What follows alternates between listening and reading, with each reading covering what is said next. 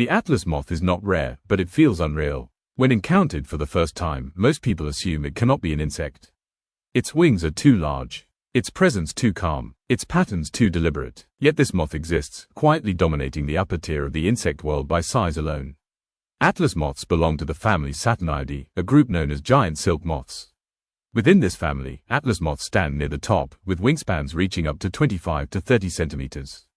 This makes them among the largest moths on Earth by surface area. But size is not their most unusual trait. The Atlas moth does not eat. Not as an adult. Not ever. Born to end. The adult Atlas moth emerges from its cocoon already dying. It has no functional mouthparts. No digestive system capable of processing food. Its energy comes entirely from fat reserves accumulated during its larval stage. This means everything the adult moth does must be done quickly. Find a mate, reproduce, disappear. The adult lifespan is typically between 1 and 2 weeks, sometimes less. This is not a flaw. It is design. The caterpillar phase, preparation for a single act. The true life of the Atlas moth happens before flight.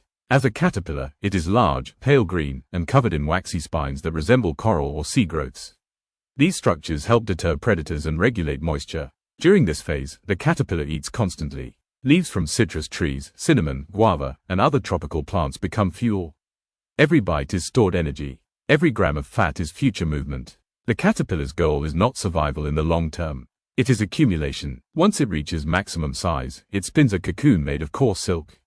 This silk is strong, layered, and dense. In some cultures, it has been harvested and used as a natural fiber known as Fagara silk. Inside this cocoon, the caterpillar dissolves. Not figuratively, literally, its tissues break down into a biological slurry. From this, the adult moth is rebuilt. Wings, muscles, antennae, reproductive organs, everything changes. Wings that lie. One of the most striking features of the Atlas moth is the shape of its wings. The tips of the forewings curve outward and downward, resembling the heads of snakes.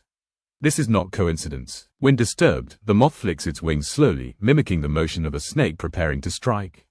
Predators hesitate. Birds reconsider. Lizards back away. The illusion buys time, not for escape, but for confusion. The wing patterns also resemble dried leaves, bark, and forest debris.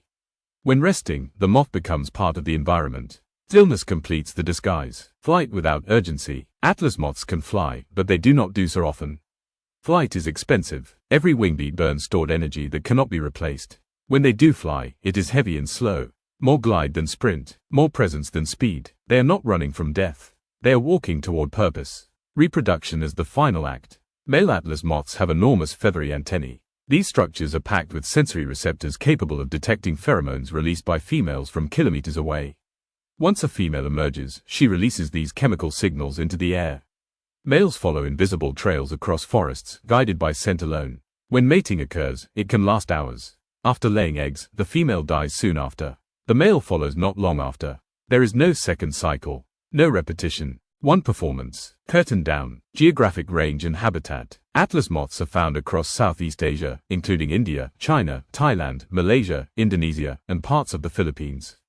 They inhabit tropical and subtropical forests where humidity and plant diversity support larval feeding.